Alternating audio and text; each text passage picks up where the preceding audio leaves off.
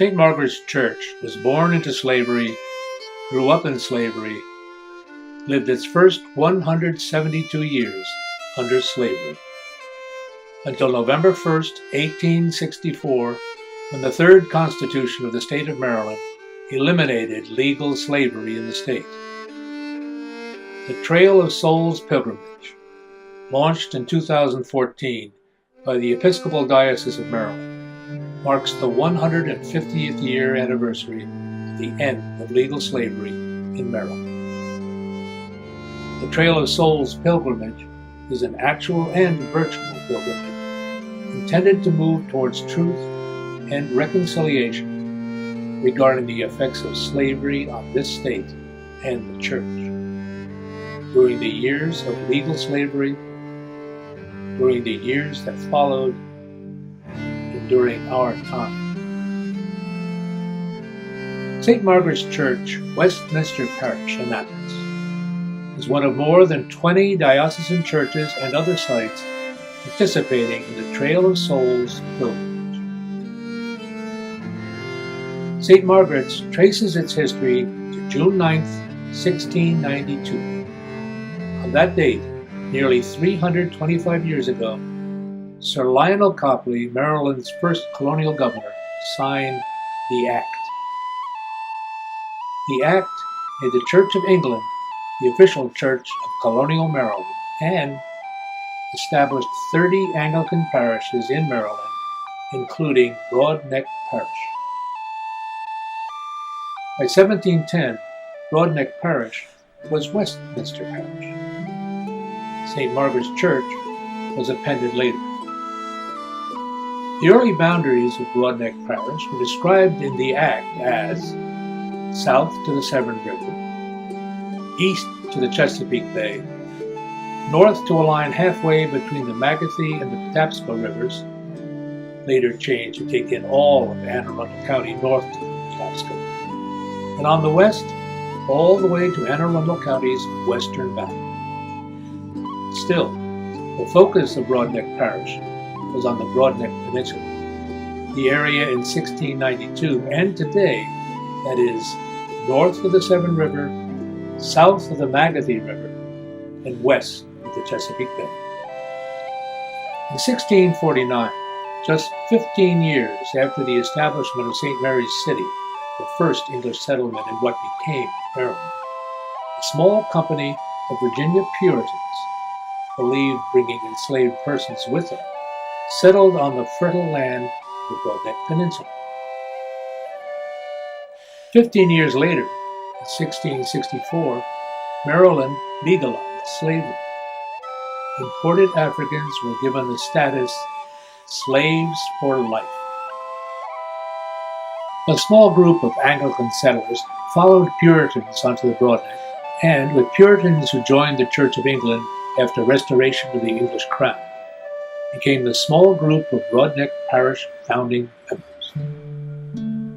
They reportedly worshipped in a community meeting house built by Puritans near Westminster Town.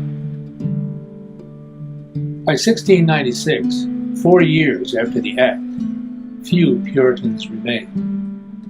Broadneck Parish occupied its first worship space in today's Cape St. Clair. Its slave labor was becoming vital to the economy of the area. At least 3 of Broadneck Parish's first 6 vestrymen were slaveholders.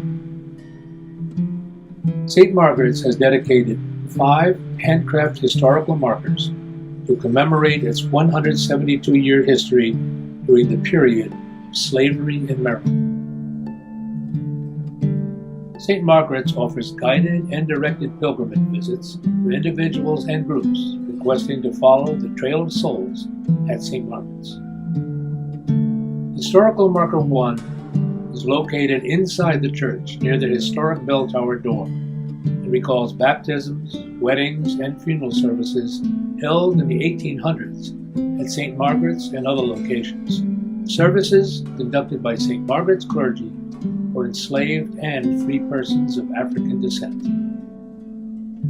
No evidence exists for burials of any person of African descent in the present-day churchyard. on land the church has owned only since 1884.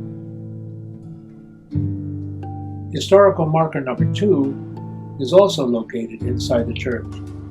It is immediately below historical marker 1 and recalls Sunday afternoon worship services for persons of African descent, free and enslaved, held at St. Margaret's in the mid-1800s. Apparently, this Sunday afternoon worship ended when the church burned in 1851. And though the church building was rebuilt by 1852, there is no record of persons of African descent worshiping at St. Margaret's after 1851. Historical marker number 3 is outside on the north side of the church. It tells us that at least 33 and perhaps as many as 100 enslaved persons worked Whitehall when St. Margaret's owned this 2,000-acre Maryland tidewater plantation from 1749 to 1764. Historical marker number 4 is also located outside and on the north side of the church.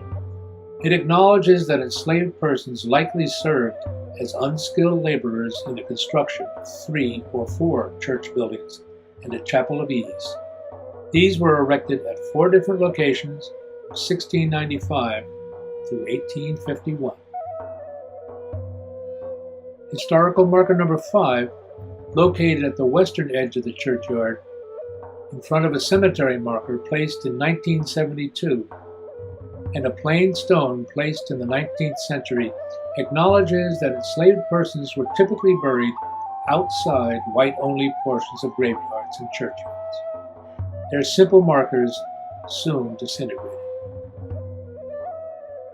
In the process of researching and reporting this part of its nearly 325-year history, St. Margaret's recognizes that previous parish histories misrepresented and omitted records and stories of enslaved and other marginalized persons. Trail of Souls pilgrimage offers a unique opportunity to more accurately focus on this 172-year period of parish life at St. Margaret's, a parish that regrettably benefited from the atrocities of slavery. Preparations continue for the 325th anniversary of the parish in 2017. A more complete history can include stories of rectors who themselves held enslaved persons, speculation that the parish considered entering into the trade of enslaved persons as one means of achieving financial stability, post-Civil War fundraisers to aid Southern white families, silence in response to local and national civil rights efforts. Thus, in 1692, the Church of England became the official church of colonial Maryland, and the story began for 30 Maryland Anglican parishes, including what became St. Margaret's Episcopal Church. At the time, fewer than 1,000 persons of African descent were enslaved in Maryland. Likely, several hundred enslaved persons were held on the Broadneck Peninsula by the first members of St. Margaret's. Jump 100 years to 1790 and the first United States Census, Anne Arundel County alone had reached a population of nearly 23,000 persons. And of that number, more than 10,000 were enslaved persons of African descent. 45% of the county's population was made up of enslaved persons in 1790. On the Broadneck Peninsula, 80 white families maintained farms or plantations. 31 of these 80 families, including St. Margaret's families, held enslaved persons. Life for enslaved persons was brutal, particularly knowing that they would serve a lifetime in bondage. Enslaved persons lived with minimal amounts of food, clothing, rest, and shelter. Masters might be considered good persons simply if enslaved persons could congregate after work, attend church services on Sunday, enjoy the same holidays whites celebrated, hunt, and fish. Not be afraid of being sold to a dealer.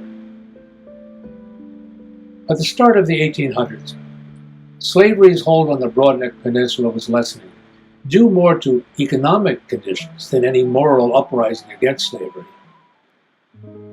White landowning families grew larger. Whites raised and sold farm crops, including wheat, corn, vegetables, fruits, relying less and less on tobacco and the number of enslaved persons required to raise tobacco. In Maryland, by 1860, at least 50,000 formerly enslaved persons had received freedom, making Maryland the state with the largest population of free blacks among all states at the start of the Civil War. Then, on November 1st, 1864, after 200 years, legalized slavery ended in Maryland. Significant changes would come to the Broadneck Peninsula. Changes to St. Margaret's would come, with 8 acres of additional land in 1884, a new church by 1895, and new generations of church-going members, albeit coming from the families who had lived with slavery as normal on the Broadneck Peninsula, coming from families that had once been slaveholders. At its core, St. Margaret's would experience little change during the next 100 years.